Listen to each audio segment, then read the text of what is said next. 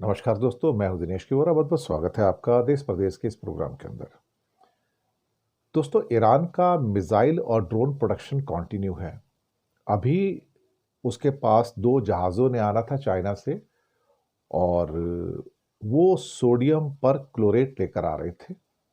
उनमें से एक शाब्दिस तो पहुंच गया था और चाबहार पोर्ट पे, और एक 20 तारीख को दूसरा शिप था बार्जिन।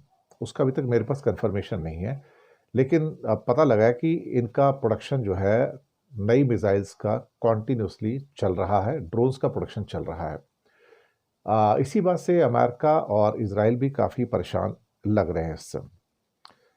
अ, ये तो आप जानते हैं कि जितना भी इनका प्रोडक्शन है टोटल मिला के, वो कुल मिला के अगर देखा जाए तो टनल्स में ही होता है, और टनल्स तक जो पहुंच है वो कहीं नज़र आती नहीं है, ना अमेरिका की ना इसराइल की, क्योंकि वो ज़मीन पर इस समय आपको नज़र नहीं आ रहे हैं। जो भी उनके फोर्सेस हैं या अटैक्स हैं, सब हवाई अटैक्स हैं।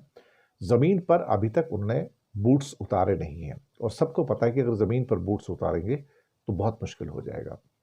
इस बीच में करीब करीब 16 एयरक्राफ्ट या बड़े रीपर ड्रोन्स जो हैं, वो अमेरिका के नष्ट हो चुके हैं इस पूरे जंग के अंदर। तो उसकी इज्जत पर काफ़ी बट्टा लगा, और F-35 भी एक गिर गया उसका।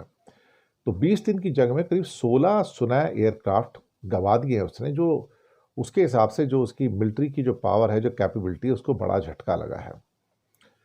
अब कम से कम 16 मिलिट्री एयरक्राफ्ट हैं, 4 और जिसमें 3 तो F-15 है, 5 या 6 बल्कि 7 कहा जाए जो उसके टैंकर एयरक्राफ्ट हैं, वो भी गए हैं इसके अंदर।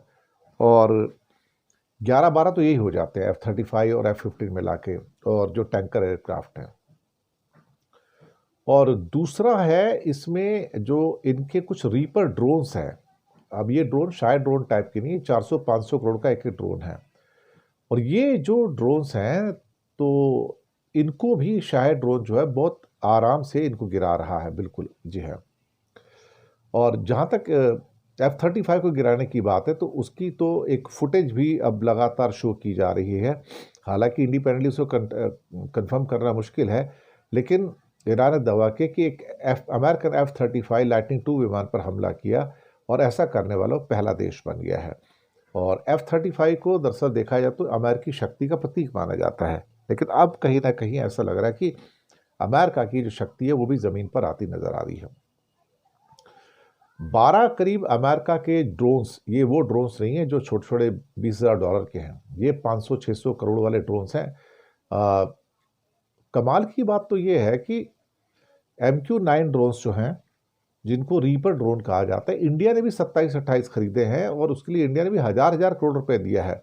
ये उसका एडवांस वर्जन जो उसका है। तो कहीं ना कहीं ऐसा लग रहा है कि भारत ने भी कहीं शायद एक गलती कर दी है। अभी तक बताया गया कि अमेरिका के 13 सैनिक मारे गए हैं, 200 घायल हैं, लेकिन ये सारा का सारा जो क्या कहते हैं कि जो डेटा है, वो मुझे लगता है कि नकली किस्म के डेटा है। तो इसके ऊपर हम यकीन नहीं कर सकते। तो अमेरिका की जो श्रेष्ठता थी, जो उसकी सुपरमेसी थी, वो अब ऑलमोस्ट खत्म होने के कगार पर हमारे सामने जो है इस समय खड़ी हुई है। इस बीच श्रीलंका ने एक बड़ा डेयरिंग काम किया है कि F-35 को लैंडिंग की परमिशन चाहिए थी, और आगे उन्होंने परमिशन नहीं दी।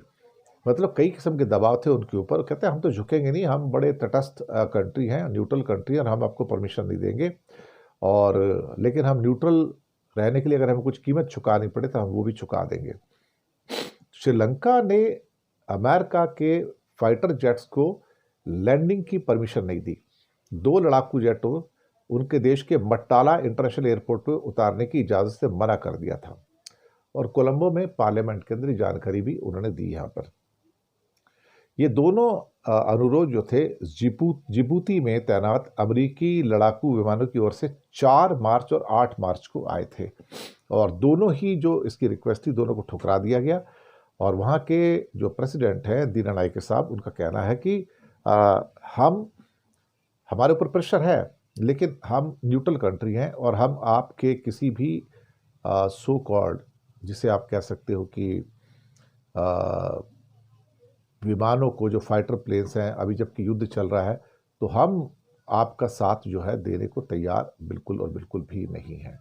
तो ये चीज़ें भी यहाँ से निकल कर हमारे सामने जो निकल कर आई हैं। इसके बाद जो जंग है, जंग तो अब और ज़्यादा बढ़ती हुई यहाँ पर नज़र आ रही है, रुकने का तो नाम ले नहीं रही है। और सुना है एक टोल टैक्स भी लेना शुरू कर दिया है अब तो। हर जहाज से $2 मिलियन, यानी कि अप्रॉक्सीमेटली अब तो कहा जाए कि करीब-करीब 20 करोड़ रुपए इंडियन करेंसी में हर जहाज से रिस्क चार्ज के नाम पर ईरान बटोर रहा है। वो भी कैश में ले रहा है साहब, कोई दूसरी कुछ नहीं है। 20 करोड़ रुपए का टोल है। और ये एक इंटेलिजेंस रिपोर्ट में इसका खुलासा हुआ है कि भाई ये हिस्ट्री में पहली बार है कि हॉर्मुज से गुजरने वाले किसी जहाज से ईरान ने टोल टैक्स के रूप में पैसा लिया है। अब तक ईरान के हॉर्मुज से जहाज मुफ्त में गुजरते थे, उन्हें टोल के रूप में कोई पैसा नहीं देना होता था। लेकिन अब सुना है कि जो गलियारा बनाया गया उसमें से अब तक 9 जहाज निकाले गए हैं और उनसे $2 मिलियन जो है एक एक जहाज से वहां पर लिया गया है।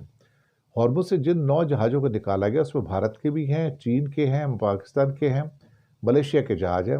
हालांकि डिटेल में ये नहीं बताया कि किस देश के कितने जहाज़ थे, लेकिन ये एक ऐसा कॉरिडोर बनाया गया है। इसके बारे में अब ये कहा जा रहा है कि हम उन देशों को गुजरने की अनुमति दे रहे हैं जो हमारे फ्रेंड्स हैं या हमारे जो वेलफेयर के बारे में सोचते हैं। लेकिन अंदर की बात ये आई है कि $2 मिलियन लेने की बात हो रही है, तो ईरान इस ढंग से $2 मिलियन लगा के अपने हित साध रहा है। और ईरान के जो एक एमपी है मोहम्मद मुखबिर ने कहा कि हम उन जगहों पर टैक्स लगाएंगे जो हमारा है, उन देशों को टैक्स देना ही होगा जो हम पर प्रतिबंध लगा रखा है। व्यापार अब दोनों तरफ से होगा। तो अब इम्पॉसिबल है कि आप यहाँ से गुजरेंगे भी और गुजरने के बाद आप ये कहो कि आप हमें बिल्कुल और बिल्कुल क्या कहते हैं टैक्स भी नहीं दोगे, तो ये तो नहीं रखेंगे। और इस बीच में स्विट्जरलैंड ने एक बहुत बड़ा कदम उठा लिया। वो तो मित्र था अमेरिका का, कहा कि जब तक आपकी जंग चलेगी हम अमेरिका को किसी भी किस्म के जो हथियार हैं वो नहीं देंगे। और अपना एयर स्पेस भी अमेरिका के जो मिलिट्री प्लेन्स हैं उन सब के लिए बंद कर दिया हमने। और हम किसी भी किस्म का कोई भी हथियार इस समय या कोई भी जो टेक्नोलॉजी है, मिलिट्री टेक्नोलॉजी जो है, वो अमेरिका को नहीं देंगे।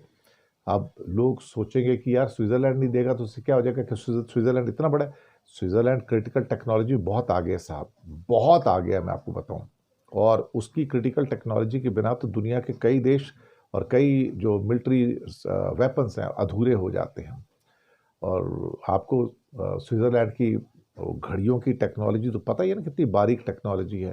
तो इस सहारे से हम एक बात कह सकते हैं कि ये जो क्रिटिकल जो इनके जो कंपोनेंट्स बनाते हैं ये बहुत कीमती हैं, जो वेपन्स के बनाते हैं, कोई और बना नहीं पाता है। और ये बंद कर दिया उन्होंने भी। तो बहुत बहुत शुक्रिया। रात को मिलते हैं 9:30 बजे हम देश प्रदेश में अपना वर्ल्ड न्यूज़ के अंदर इसी चैनल के ऊपर इंतज़ार कीजिएगा। तो चैनल को सब्सक्राइब कीजिएगा और सपोर्ट करते रहिएगा। धन्यवाद।